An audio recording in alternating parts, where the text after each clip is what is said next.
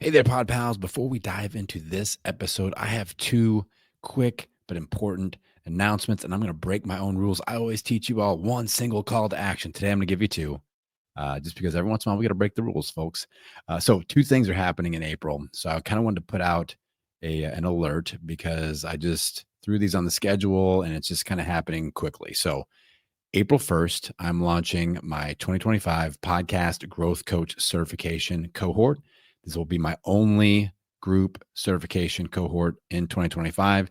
If you are a podcast producer, an editor, a podcast coach, a podcast launch coach, if you are serving podcasters in any way, take a look at this. The link is in the show notes. The 2025 podcast growth coach certification. I'm trying to level up the quality of podcast coaching. Our cohort last year is off and running. They're doing great out there coaching people up. More info in the show notes. The other thing, if you want to hang out with me for a 2-day live in-person workshop in Nashville, Tennessee, April 9th and 10th. All this is happening in April, y'all. April 9th and 10th, Nashville, Tennessee.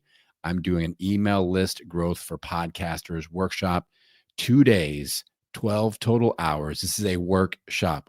You're not getting like foot massages. We're not walking across hot coals. We're not, out in the mountains meditating, and all that's good. This isn't a retreat. This is a workshop. We will put in work for 12 hours with me, and I will show you how to grow your list, how to build it, how to nurture it, lead magnets, newsletters, selling from your list, all these things. I've told you all stories about the power of my email list.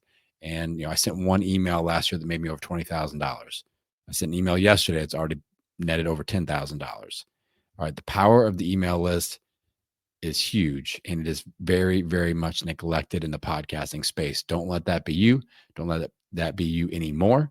All right. April 9th and 10th. That's a Wednesday and Thursday, Nashville, Tennessee. We got people traveling in, so you don't have to be local. I'm driving in from St. Louis, and it's going to be an awesome, awesome 2 days of focusing in on a weak point in most podcasters' business game plan. Let's build that list and let's monetize that list. All the info is in the show notes. And if you go to the main website, podcastingbusiness.school, you can go to the paid services button. All the info is there as well. All right. Would love to have you join me for my podcast growth coach certification or the live event in Nashville. Now, let's dive into today's episode. What's up, Pod Pals? It's your buddy Adam, and you are listening to Podcasting Business School. It's the show where I teach podcasters how to love their podcast like a hobby and build it like a business. If you are a coach, consultant, service provider, and you are looking to learn how to leverage your podcast to build an online business and get more clients, you are in the right spot. I've got a guest interview today on a topic that I've done it again, folks. I've done it again, Pod Pals. We've never covered this. In over 500 plus episodes, we have never covered this topic that we're going to cover today. I was recently a guest on this gentleman's online summit that we're going to cover all about it, the Podcast Profit Summit. And I was like, Eric, you need to come on the show. We need to unpack this and you need to teach this to my audience. So today, Eric Z. Yang from the Podcast Profit Summit is in the house. Eric, welcome to the show. Hey, Adam. Thanks so much for having me. It was a blast to have you on the summit, and thanks for having me on your show. Yeah, man. I love it. And I still can't believe it still happens. I've been podcasting for almost a decade. I've got 500 plus episodes, and we still found a topic that I've never covered. And so I'm so grateful for you to come in here and unpack this, because we've all heard about virtual summits. A lot of people say, oh, virtual summits, those are dead. Don't do those anymore. But you are crushing it with it. I had a great experience being a part of your Podcast Profit Summit. So let's just rewind just a little bit and maybe talk about how you started with this concept, with this idea, where you kind of fit into this podcasting world that we all live in. Yeah, man. I'll keep it short so that we can dive into the strategy and the nitty gritty as soon as possible. Long story short, 2016, I built my first online conference that was physical, and it was like for entrepreneurs under 30, and it took me 6 months to build that physical conference. I lost money. The venue costed $8,000 alone for 3 days. And I was like, this never freaking ever again. I was 19. I was like, all right, let's make some money. What can I do to optimize what I've built? I have a community, I have influence, but that doesn't pay the bill. So I interviewed the same people, the same speakers, and I did 15 more speakers total of 25 total speakers, and I hosted an online conference in 2017 called the Millennial Success Summit, essentially interviewing entrepreneurs online on how to build an online business. It took me from idea to execution 45 days. I had no idea how to do an online conference. I had no idea how to interview. I just did it because I needed to cover the bills somehow. And I heard someone did it. And I was like, hey, if that person did it and had great results, let me copy that. For 45 days, no ads. We generated 75,000 US dollars in revenue, 1,000 attendees. I believe we had 6,000 US dollars in sponsorship, and I was like, this is working. And I did it over again for a friend in the Airbnb space and crypto space and so on until I built an agency around that space where we help coaches, consultants, and course creators monetize their interviews by hosting online conferences. COVID came, obviously everyone was talking about it, and it's like everyone needed that.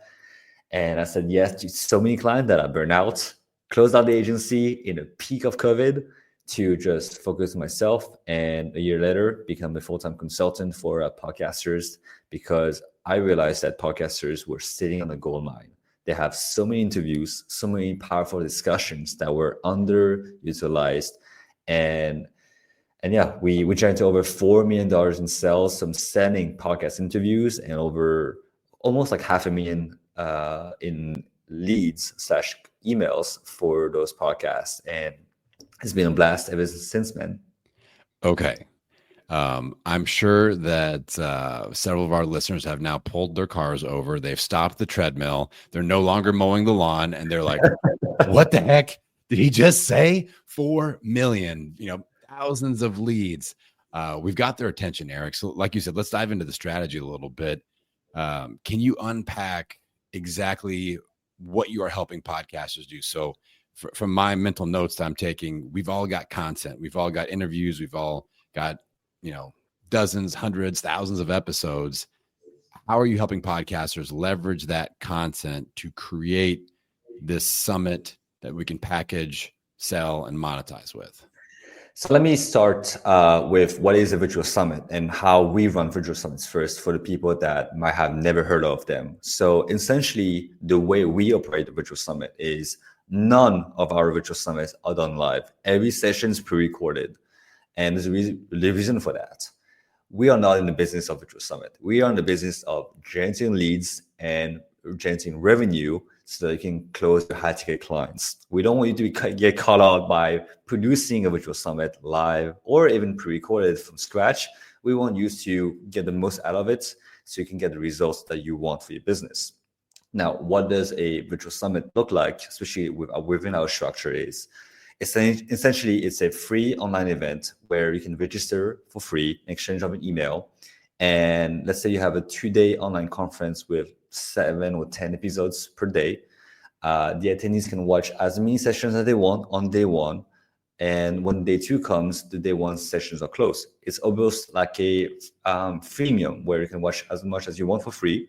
But if you want to buy the recordings, there's a bundle which we call the All Access Pass that just blends all interviews in one bundle plus some bonuses. And we're gonna unpack like why people would buy the recordings when they can find these same episodes of those interviews on Spotify or iTunes or YouTube for free.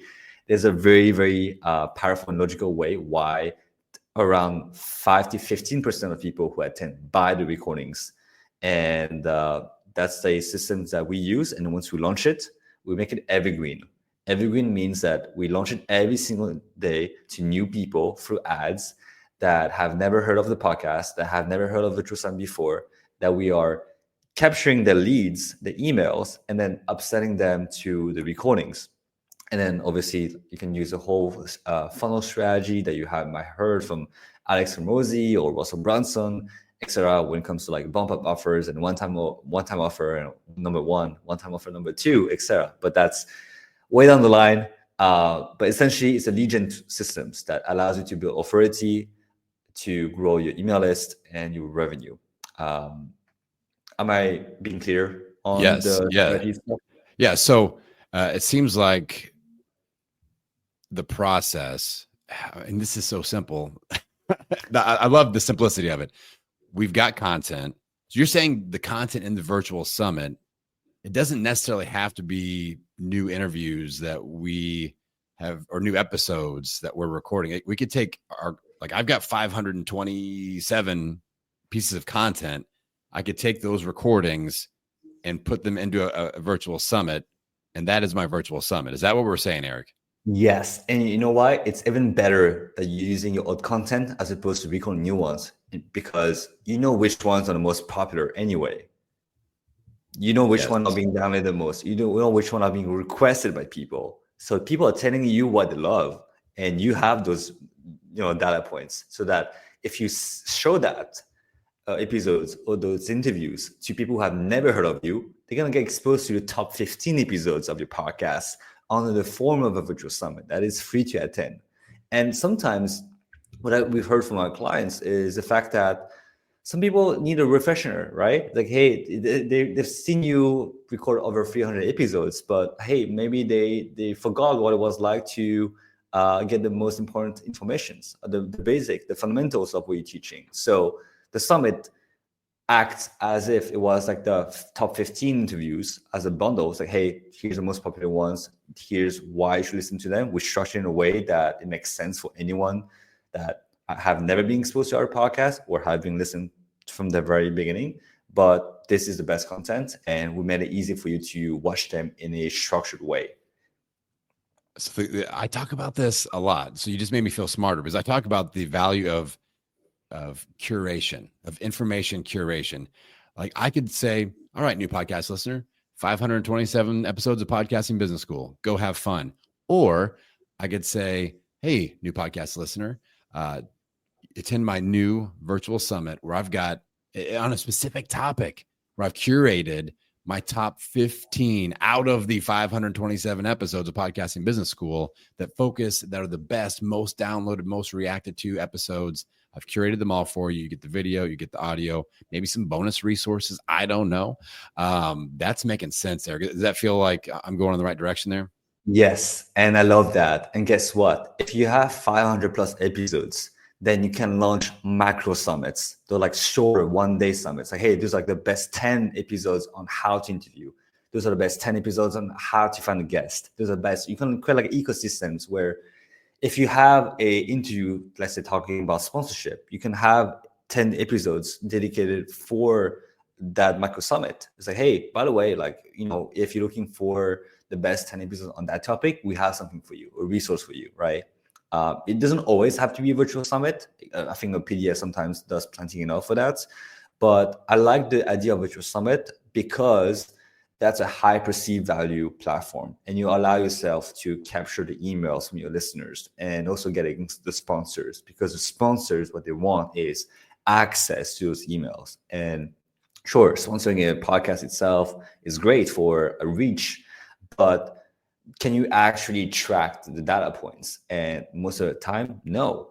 And this is why we're able to close like $500,000 in sponsorship for our clients and the clients themselves, just because it's all about that positioning. And I was telling you a bit earlier before we hit the record, like we had a online summit from a host that had no authority. He interviewed 15 experts in his industry, and he was able to get 4,000 attendees for that online summit that he spent 2 months to work on. So you don't need to have a podcast first to do it, but it actually even works better if you already have a podcast. But this person, 0 to 4,000 in 60 days, he was able to raise 75,000 US dollars in sponsorship on top of 20,000 US dollars in sales. So he made 95,000 US dollars in 60 days from a nobody to someone that is hosting a virtual summit. And the reason why he was able to raise so much money on sponsorship is because the sponsors valued access to that audience way more, because he actually had those emails. He had those data points, and that was something those companies were looking for. Okay. So sponsorships. This is attractive because like you and I have talked, and I talk about like I don't accept sponsors because it doesn't make sense to take off my programs that I'm selling on my show. But I have people reaching out all the time, all these different podcast based businesses that want access to my audience, this makes way more sense where I can be like, hey, would you like to look at my virtual summit sponsorship package? And now I'm not taking ad space where I can promote my discovery calls, my own programs, products, and services. I can kind of have the best of both worlds. It almost seems like I can charge them more for a virtual summit sponsorship because they're getting the whole thing. So I've got sponsorship questions, Eric. Yes. First, do you just take one or do you have more than one? And how do you divide the exposure if you have more than one sponsor for a virtual summit? Incredible question. Way more than one. We have an average between 5 to 15 sponsors, and we only get sponsors if it makes sense. And two, something I really want to clarify is the summit is not a pitch fest. And I love the way you position your own podcast and how you sponsor yourself. It's because you should remain control of what you are leading your customers towards to, right? What you're leading your audience towards to. And that is the call to action that matters the most to you. And for you, in your case, it is your obviously course, is a programs, your mentorship, etc., which is perfect. Same thing for the virtual summit. You don't want to become a pitch fest. You don't want to allow anyone to pitch their product, their services. If they have a lead magnet, they can obviously talk to you about it beforehand or afterhand. And if it fits into narrative of the bundle, then great. But usually I like it to make it a win-win. It's like, hey, we have five companies, 10 companies that have services or products that are useful for my audience to get to their goals even faster. So going back to the client that we had who hosted a summit about Airbnb, obviously he was teaching about short-term rentals and how to find properties and why it matters, and you don't have to have your license to operate like this. Great, you can make money, right? He taught the why and the what. But the how, which is the context of how to apply that information, this is where the sponsors come in. So, hey, by the way, we have a software that allows it to basically give you a range of what you should charge for your specific area code or this specific street. Okay, this will save you money long term. Hey, this is a CRM that allows you to manage 10 plus properties. This is another CRM to manage your cleaners. This is a physical product tool that allows you to track the noise of your Airbnb rental room, so you make sure that people don't party too much. And if it does, like the alarm kind of turns on. So all those tools that allows people to actually make the business better or achieve those results faster. There are so many companies that want to talk to those specific Airbnb hosts. And if you think about it this way, they can either spend $10,000 on ads trying to convert a cold lead into a paying customer, or they can put their brand, then their face next to 20 plus experts, and they are the only product that serves that specific need that those people are looking to get solved. And this is why those companies spend $5, $10, $25,000 per sponsorship spot. And since it's online, the reach is even bigger than if it was physical. And like you said, on a podcast, you maybe have 2 free ad spots, but on a virtual summit, because you both have the actual interview, but you have all the email sequences before, during, and after. On top of that, you have the what I call the website sponsorship branding deals, where they can put their logos and placements around left and right. So there's so many layers to it. There's so many deals, you can bundle it up. But like you said, it offers way more flexibility to craft exactly what those people are looking for and be able to then charge way more for that. This is awesome, Eric. I mean, I see a lot of what you just described. Like, okay, there's an opportunity, there's an opportunity, there's an opportunity.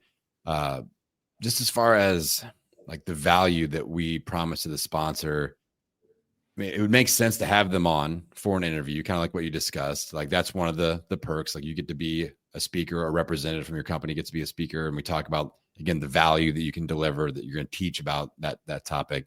Are we adding like pre and post roll ads at all for each individual episode, or you know, the repurposed content? Are we adding that sort of advertising in there? I love that question. Yes, but we only do it for high ticket sponsors, people that are what we call platinum and gold sponsors. Those people, they have huge budgets. And something to keep in mind is every quarter, those companies that you reach out to, well, I'm not talking about the SMEs, right? I'm talking about enterprise level sponsors that have a huge budget. They have to spend it by the end of the quarter. That's the goal. If they have to spend 100K in one quarter and they haven't spent it, they need to spend it. Yeah. So you're actually helping them by offering a eloquent and unique but still powerful strategy. And guess what? If it works out the first time, they're gonna keep coming back and they're gonna integrate you into their next sponsorship strategy. And I'll give you an example of how great this is. We had a client. He is in a very niche market, LMS, so learning management softwares, basically like an education tool. Blog, and we did a summit. It took him 10 years to go from 0 emails to 7. We doubled that in 3 months by doing the summit. We raised, I believe, 23,000 US dollars in sponsorship Wow. for the first edition. And then they relaunched 2 months later, and they relaunched one more time within the same year. And in total, they raised 220,000 US dollars in sponsorship. Wow. And guess what? A year later, those companies have spent so much money. They were like, hey, we're getting great results. The ROI is a 10x for us. For every dollar we invest in you, we get $10 back. Let's acquire you. So they sold the company to the platinum sponsor because it Wow. was so effective. Wow. What a testimonial. So yeah, for all the people listening that have been kind of following my methods of promote your own programs, products, and services, this is a gateway to some really nice potential income streams and relationships within your industry that could lead to things like acquisition, like Aaron just described there. The potential is pretty huge. I have to really think like, okay, these sponsors probably love the fact that these are evergreen as well, that like their sponsorship, their promotion, like you're continuously promoting it over and over and over again. So the initial launch is obviously kind of your warm market. You're putting, your emailing and your social media posts and all that, but then you're running ads to it to continuously drive traffic to. So that has to be very attractive from a sponsor perspective. Am I right there? Yeah, 100%. And I treat Virtual Summit as a living organism. What do I mean by that? Once you launch, because it's online, everything's pre-recorded, you can keep on tweaking, optimizing it over and over again.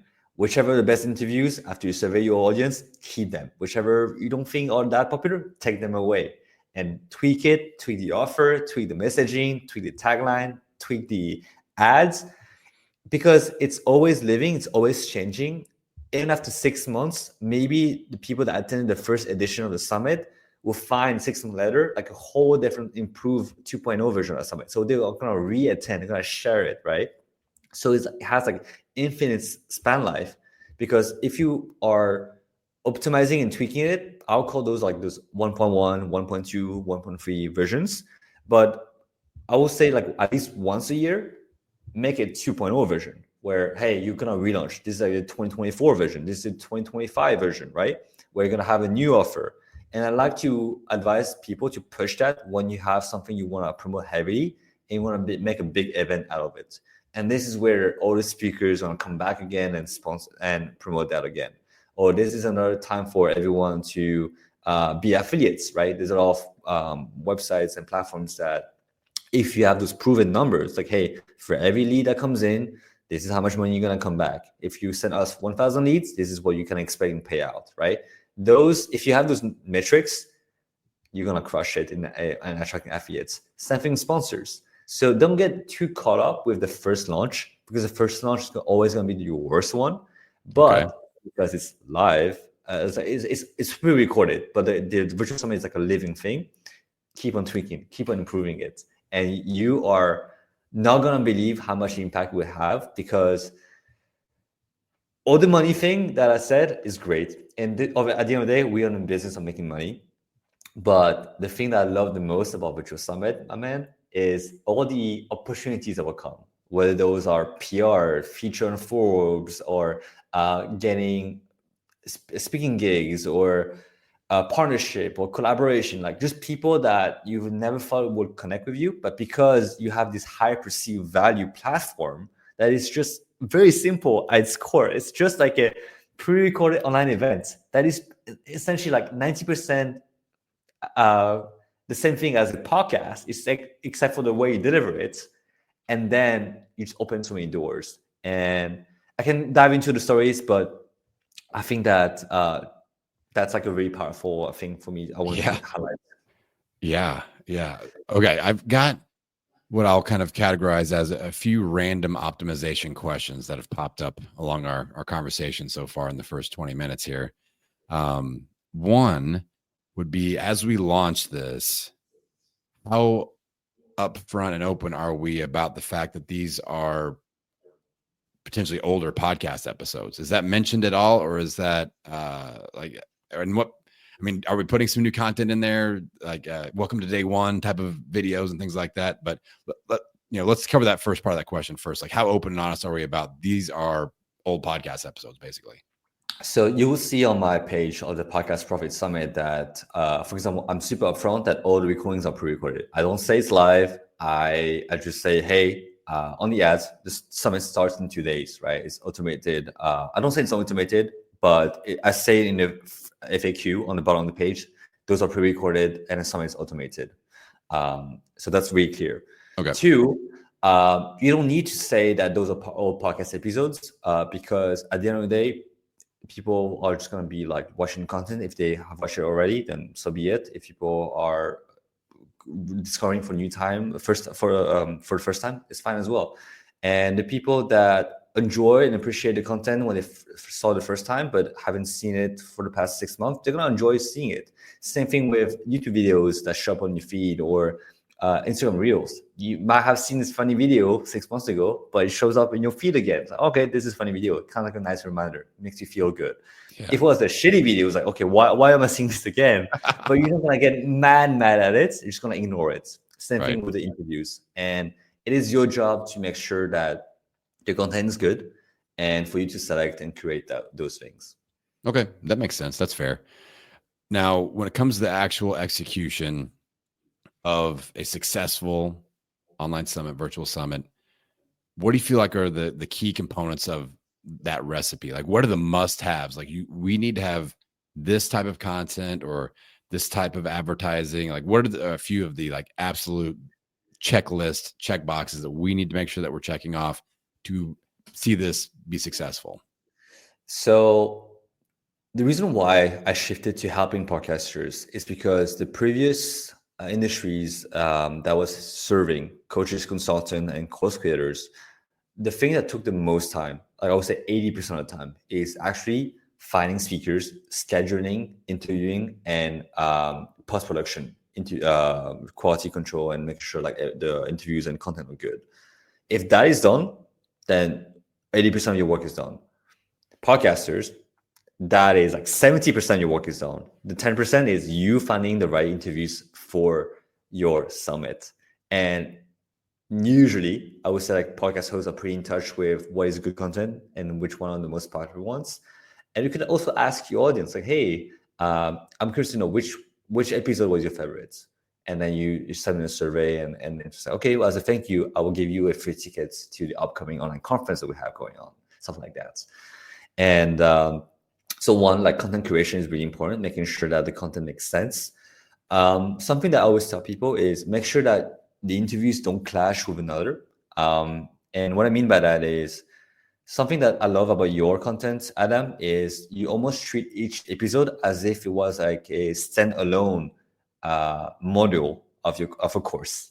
It has one dedicated focus. It's like, hey, I'm not coming in for a buffet. It's like I'm here for one item and I want to get that and I'm out. Correct? Yes. Same thing for the summit. Don't be distracted into getting into someone's life story. You decide ahead of time what the topic will be about. And if you have those already recorded, then be clear with what the focus of that interview is going to be about. And then make sure that each one of those like 10 to 15 interviews are sequential, meaning that leads the customer from point A to point Z. Point A is where they are now. Point Z is where you want them to be at by the end of the summit if they consume and use everything you taught them. That is really important. And last thing is, don't forget to have your own sessions. Like a podcast, you can interview guests, you can feature them, you can talk about how great they are, but don't forget about how great you are. You want to position yourself as an expert in that topic that you want to help your audience with. If you are, let's say, if you're hosting a podcast on podcast, or you're hosting a podcast summit on sponsorship, like you can talk about sponsorship in general, but if there's like one core mechanism that you teach your audience, for example, like how to find sponsors and how to close sponsors, you want to have your own solo episodes on that, because that will be aligned with the upsell. And that is what's going to make people buy not only the bundle, but also the 400 to 1,500 US dollars one-time offers that is offered on the summit. I'm so glad that you mentioned it's okay to have solo solo episodes, because I'm like, man, I've got a lot of solo episodes that I mean, it's almost like just pick one of your focus points. Like mine could be podcast growth, double your downloads, the double your podcast download virtual summit. And like, I've got so many episodes that I could do with that, also with growth strategies. And I've had guests come in and talk about Facebook and Instagram ads and, all sorts of things. So this makes a lot of sense. Obviously we're talking to my podcast audience here, and they're hearing this and they may go out and give it a try. What's a big mistake? Like you mentioned, the not crossing the interview topics and things like that. Is there anything else like, ooh, we really need to avoid this because this could mess up the whole thing? Yeah. I think that people get fancy with their names, man. They get fancy with the headlines. If someone has to guess what something is about from the name, it's not a good name. Keep it simple. Clear over clever is always what I tell my clients and my students. Clear over clever. If someone who doesn't know about your industry has to guess, then you're pretty much like, it's not gonna work. Same thing with the headline. Very practical, very simple. You don't need to add a fluff to it. That is important. I like to, like I said, minimize the storytelling, because there's a time for stories, there's a time for implementation. Treat more the virtual summit as if it was a course than if it was like a regular podcast. The closer I would say a virtual summit is, it will be like a masterclass that is crowdsourced with different speakers. This is what at its core what a podcast is about. But since you create like a curated version of that, then make sure that's hyper intentional. And this is what's going to make people buy the recordings, because if you don't have a low ticket offer, then the virtual summit will be your lead magnet, aka getting emails of your participants. But also, you can sell the recordings for 27 to, we've seen up towards of 297 US dollars for some industries. And then this will be your low ticket offer. Like there will be like basically like a do-it-yourself type of format. And then if people are getting success and getting results, they can get upgraded to the group coaching that is like 1,500, 5K, 10K, and then so on and so on. But what I love and what every podcast host wanting to do a virtual summit should have as intention is, what is a quick win result I can give to my attendees so that they are excited to work with me? Because if they can get that for free or for a very low ticket price, what would look like for me to spend 10K, and how can I 5x my ROI on that? Wow. I agree. There are so many podcasters that are like, I don't have that low ticket offer. And they're also like, I don't have a lead magnet. Well, we just solve both those issues for you, podcast. We've got your lead magnet, we've got your low ticket offer, and a funnel it's built in with the whole thing. I guess last question along those lines. It seems like most of the selling and upgrade promotion will be done in the email funnel. Is that correct? Or is that mentioned at all throughout the videos? It's never mentioned on the videos because the videos are pre-recorded, remember, from the past podcast episodes. So it's always in emails. It's only branding. Every single email has, hey, if you're interested in the all access pass, this is it. For some emails and for some summits, I will always include like, hey, interested to work one-on-one with me, book a call with me here. Because you never know when someone's ready to skip that low ticket offer to the highest package, because you never know where Right. they're coming from. Because they might have heard and listened to your podcast for years, but they're like, I'm too busy to look into your emails. I'm too busy to listen to your call to action and do the work. But they sign up for the summit and they're like, you know what? I'm freaking ready for you, man. Just give me your highest ticket offer. And this is what it's for. So make sure that is done in the elegant way.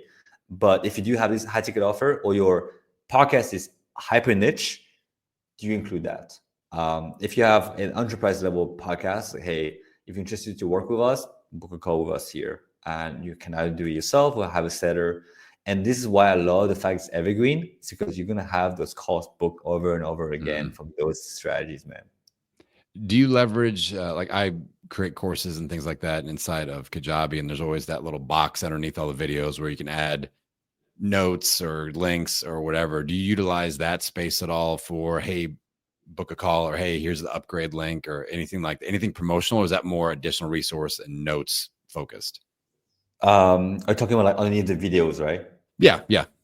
So we don't do that on the summit page itself, but we do that in the membership site, which is where we host the bundle. So in the bundle, we make it almost like as a podcast. Here's the show notes. Here's like the key takeaways. One of the bonuses I love to offer, which I'm offering for the Podcast Profit Summit, is a 5-minute summary of each one of those interviews. So it's like, hey, those are the Cliff Notes. You don't have the time to watch 30 minutes. I understand. Here's the Cliff Notes version of that. Got it. Anything that makes people consume the content faster. For example, another bonus that we have. So the whole summit of Podcast Profit Summit is about how to build a profitable podcast. So one of the bonuses is like 10 ways you can monetize your podcast. And there's like a 2,000 or 2,500 words long PDF that basically summarize the strategies the speakers have shared, and I'm using each speaker as, hey, the case study of that. And people love that. So it's like essentially the Cliff Notes version of that. And in the future, if I want to use that as a lead magnet, I can. People consume things in different ways. People love video, people love audio, people love written form. You need to master all of those 3 elements to be able to have a way for your potential students to digest your content so that they can actually get results. If they don't consume, then they're not going to get results. And I think that you and I understand where we are in the business of creating case studies and success stories. And for us to make that work, we have to actually show you that it's possible, because more success stories breeds more success stories. And this is where we lead with value, and having something as a freemium for you to try out our systems is a great way for people to get introduced to the ecosystem. Eric Z. Yang, ladies and gentlemen. Man, you dropped knowledge today. I appreciate this so much. I've got so many ideas. This is definitely an experiment that I want to put out there. I'll put it on my 2025 idea bank to get one of these summits out there. It just makes too much sense to not try this. And I'm super excited to be a part of the Podcast Profit Summit. I'm glad that we met. Y'all, I'll put the link inside of the episode notes here. Get inside that. I felt really good about what I was able to bring to the table. I know you've got a ton of other great speakers in there talking about, creating profit from your podcast. And so Eric, make sure that we go ahead and shout out anything that you want to shout out. If people want to dive into your world, where do they want to go? Where do they follow you? Where do they want to hang out? Yeah, something I want to shout out is you, Adam, because the one thing I love the most about the podcast industry is how collaborative everyone is. And, people might get afraid of, I don't want to sound too salesy. I don't want to promote something that can add value, but I don't want to be a sellout. And this can be like a big mental barrier for a lot of podcast hosts, especially the smaller ones. But if you lead with value and you believe that the content you have to share is valuable, and you sell the bundle as a easy way to digest all the content for your listeners or for your audience, that is valuable because you're helping them save time. And for some people, 20, 50 hours of podcasting juice can be, frightening, but 6 hours of the best content can be really easy and to execute on. So you make their work and their life easier and simpler. So this is what I love about your podcast, Adam, the fact that everything's digestible and people then are pushed to take action upon that. So I want to shout you out for that. Well, much appreciated, Eric. Obviously, we will heavily promote the Podcast Profit Summit and get everybody into that. And like I said, I can't wait for this experiment to take place. I've got so many ideas right now. I feel like this is gonna be a half a day of just unpacking my mind and all the ideas that you've just produced there. And I know, in fact, I'm gonna get a lot of feedback from this episode of people going, "Oh my gosh, this is crazy! I love it." So just this conversation here, I could see just developing to so many collaborations that happen within my audience and with myself. So I appreciate you coming on today. I appreciate you bringing new ideas, fresh ideas to the podcasting space, because when podcasters make money, more podcasters keep podcasting instead of quitting, which we do not want. We don't want the pod fade to happen. So I appreciate you. I appreciate you coming on today. And all the pod pals out there, make sure that you hit the link in the show notes to get to the Podcast Profit Summit. And check that out. Make sure you check out my video on there. Maybe give it a heart or a star or whatever's available, a thumb up maybe, and say that was your favorite one. But no, shameless self-promotion. But Eric, I really appreciate you coming on the show today, man. Yeah, thanks for having me, Adam. It was fun, and looking forward to see how we can collaborate and see how your students can make this happen if that's something they want to create for themselves. Exactly. All right, pod pals. I appreciate you tuning in today for another episode of Podcasting Business School. With that, I'm going to send you out into the world, wishing you health, happiness, and many downloads. We'll see you on the next episode. If you need a little bit of help with your podcast launch, growth, or monetization strategy, head on over to my website, www.podcastingbusiness.school, and get signed up for a free podcast profit potential discovery call. During this free 20-minute discovery call session, I'm going to analyze your podcasting brand and tell you where I think you're missing on an opportunity for profits. Next, I'm going to tell you exactly what I suggest that you do as your next step. If I've got an offer that would help you accelerate the process, we can discuss working together as well. So head on over to my website, www.podcastingbusiness.school, and click on the Discovery Call button to schedule your free Podcast Profit Potential Discovery Call.